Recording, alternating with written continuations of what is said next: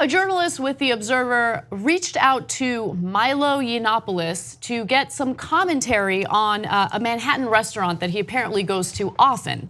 And the response that he got from Milo is pretty terrifying. He says the following, and this is based on what the journalist tweeted. His name is David Richardson.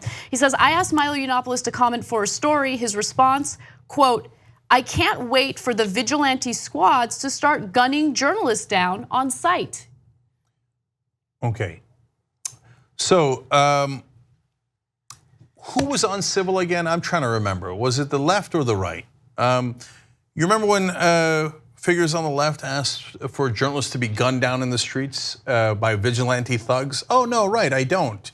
It has consistently been the right wing that has pushed for violence and that has committed violence in places like Charlottesville. And unsurprising that Milo, in yet another desperate attempt to seek attention, gives this quote to Davis Richardson. And okay, congratulations, mission accomplished. Now we know exactly where you stand and where your fellow alt-right guys stand on issues like this. Right. And so spare me your crocodile tears about Maxine Waters. I know, exactly. I mean, it's a way of intimidating anyone who opposes the Trump administration from speaking out, because we're supposed to sit back and take it. So Milo Yiannopoulos has a history of saying ridiculous, outrageous things, right? And people give him a platform. People want to hear from him. They want his opinions. That's the reason why this Observer reporter reached out to him for comment on a Manhattan restaurant. Look, I don't know the context of the story, so I don't want to be too critical, but don't give this guy a platform as a legitimate individual who should provide commentary for a story. He is not a good person. And by the way, this is not the first time he called for vigilantes to gun down journalists. The same message was sent to the Daily Beast's Will Sommer, who had been covering the UK Independence Party. So look, I get it, journalists are in a no-win situation here. Milo has been driven from restaurants, so the guy Davis Richardson logically thinks, and so does others that reach out, hey, in the midst of right-wingers being driven out of restaurants, maybe I should talk to Milo. But you're playing a different game than he is. You're playing a legitimate game. Hey, I'm a reporter, I'm trying to figure out people's reactions, etc. They're playing a game of, I don't care about the rules. I don't care you're a member of the press. I don't care about the Constitution. I don't care about the First Amendment. If we get in charge, we're gonna put on some brown shirts and we're gonna go commit violence.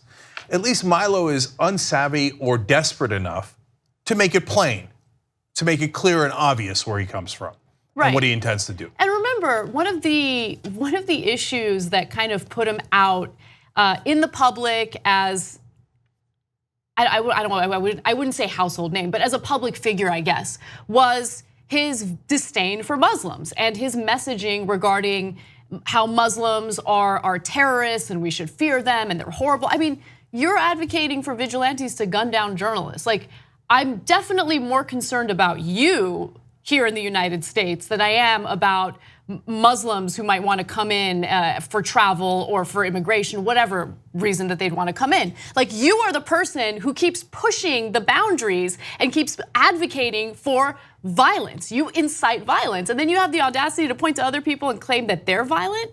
So part of the reason why he had become as big as he was because the media just kept having him on. Yeah. Right? They kept giving him a platform. And so I want to address one other thing because I think it's important. Media, journalism, all of that, right, is important. And I'm not saying that because of what we do. I think that it's incredibly important to fact check the people that you have on your show. And that's not because I'm a fan of arguing or debating with your guests. It's just important that if you have a platform and you're allowing someone to say whatever it is that they want to say, you don't want half-truths, misinformation, lies to get out there in the public. But there's this whole notion now that it's a very intellectual thing to just allow people to come on your show and say whatever they want without challenging them. That's what real journalist is. I mean, that's a real intellectual. No, it's lazy. It's because you don't know anything. It's because you're nothing more than an intellectual lightweight, okay? And a perfect example of that is Dave Rubin. So I've been quiet about Dave Rubin for years, but I know Dave Rubin probably better than anyone else in this company because we were very close friends. okay? Went to dinner at his house every weekend until all of a sudden he's not liberal anymore. All of a sudden, after getting some funding from the Koch brothers, he's now a libertarian. We'll get to that in just a second. But the reason why I have such a huge problem with Dave Rubin is because he's had Milo Yiannopoulos on his show twice, hour-long interviews, and Milo was able to say whatever he wanted to say without any pushback from Dave Rubin, including anti-Semitic remarks. Here's an example. Well, let me take the ultimate example, what remains the big taboo in society, which is anti-Semitism, right? Most of the generation Trump, the alt-right people, the people who like me, they're not anti-Semites. They don't care about Jews. They may have some assumptions about Jews. They may have some prejudice about Jews, like the Jews run everything. Well, we do. The Jews run all the banks. Well, we do. The Jews run the media. Well, we do. You know, I mean, they're right about all that stuff. Now, what you do with that is the issue. But the reason they go on about I don't even know where to start with that, so just go. We do. It's a fact. This is not in debate. It's a statistical fact. You know, Jews run most of the banks. Jews completely dominate the media, vastly disproportionately represented in all of these professions. That's just a fact. It's not anti-Semitic to point out statistics. But you know, you seem to have you've missed what you agree with me on feminism. Like, it's not sexist to point out statistics. I'm suggesting to you, it's not anti-Semitic to point out that these things are true. Now, the anti-Semitism on the internet. Okay, that's not remotely true. That's not a stat. That's not a fact. And if you want to see how someone challenges that deeply anti-Semitic trope, watch my interview with David Duke, where I shred him. And every time he mentions a Jewish banker, I mention a non-Jewish banker. Why? Because I actually bothered to do my homework. And I know that David Duke is a monster, and that if you're going to have a discussion with him, you have to actually rebut what he says, and you have to come with actual facts. And what does Dave Rubin do?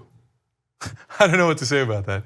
Just go. No, it's actually worse than that. Dave Rubin sells it as, I'm far more intellectual, and as a result, I refuse to engage in a debate or an argument.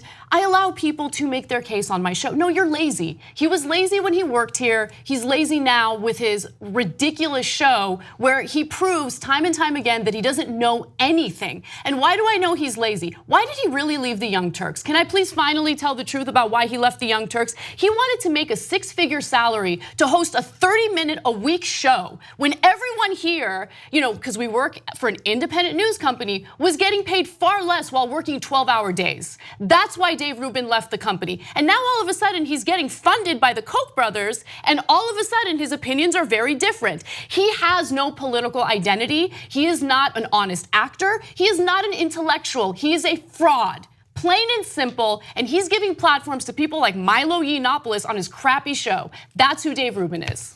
And now the second part of the Yiannopoulos story from today. Just in case if you were wondering if he's gone full Nazi, he was attacking Tyler Levine, who worked at the New Yorker. And then after she left that organization, Yiannopoulos sent $14.88 via PayPal to former New Yorker fact checker Tyler Levine, okay? Why $14.88? That seems like a curious figure, and why is he even sending her money? And by the way, she's Jewish. The 1488, known to be a combination of digits popular used by white supremacists and neo-Nazis. 14 to represent the infamous 14 words, a mantra about securing a future for white children, and 88 to represent Heil Hitler. Classy, super classy. Hey, I don't know what to say about that, just go. One other thing I will say is, there was a huge panel debate on this show years ago where we talked about, there was another flare-up in violence between Israelis and Palestinians. And there was a huge death toll involving Palestinian civilians. And when we were debating it, the issue of bombing Palestinian schools and hospitals came up, right? Now, everyone on the panel, with the exception of Dave Rubin, disagreed with that. And Dave Rubin was angry that no one defended him and his point of view. We didn't defend him because he was wrong. You don't bomb schools and hospitals, period. You just don't. Especially if you're on the Israeli side and you have defense capabilities that the Palestinians clearly do not have. And so he was angry with us because we were against bombing those schools and hospitals. But now all of a sudden, his mind has changed to the point where he's okay with someone coming onto his program and spreading, ridiculous anti-Semitic stereotypes. So let's show the clip, because here's a guy who says his main claim to fame is he doesn't challenge anything. But when you talk about Israeli aggression, he does get quite worked up. Now, if you're an anti-Semite, go. But hey, Israel does something wrong. It apparently animated him.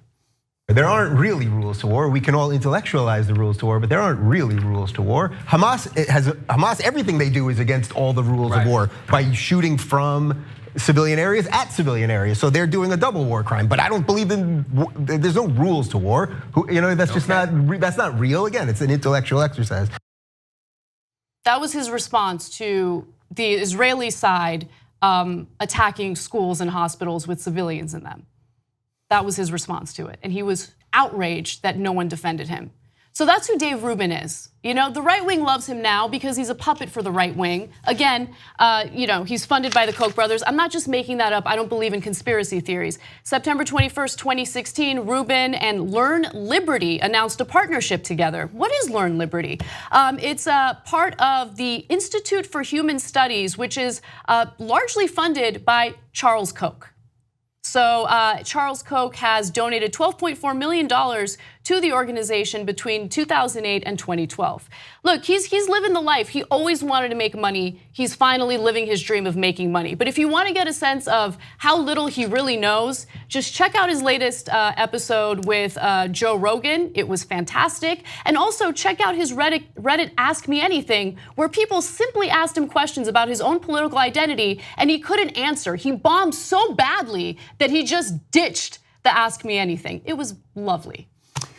Yeah, so when he was here, we let him say anything he wanted, and he got to represent any position to his heart's content. In that case, he was taking the right-wing position. I guess that was his real ideology all along. But for everything else, he pretended to be a liberal. And now he still pretends to be a liberal while taking Koch brothers' money and giving platforms to well-known anti-Semites. BuzzFeed did a gigantic article about Milo and how he worked with both white supremacists and neo-Nazis to write the alt-right Bible for Breitbart. Richard Spencer and other neo-Nazis did Heil Hitler salutes when Milo was singing, and he did not react poorly to that at all. And the list goes on and on of the things that Milo has done. And for a guy who claims that he cares about Israel, when they're doing something monstrous, he's happy to defend them. But when you actually have a real anti-Semite right in front of you, saying these outrageous things about Jewish people in America, not a word, not a peep. Well, I guess it depends on who's paying you, right? 2 easy ways to follow the Young Turks. One is hit the subscribe button down below, then you're a TYT subscriber. And second is ring the bell. And when you do that on YouTube, you're notified of our videos.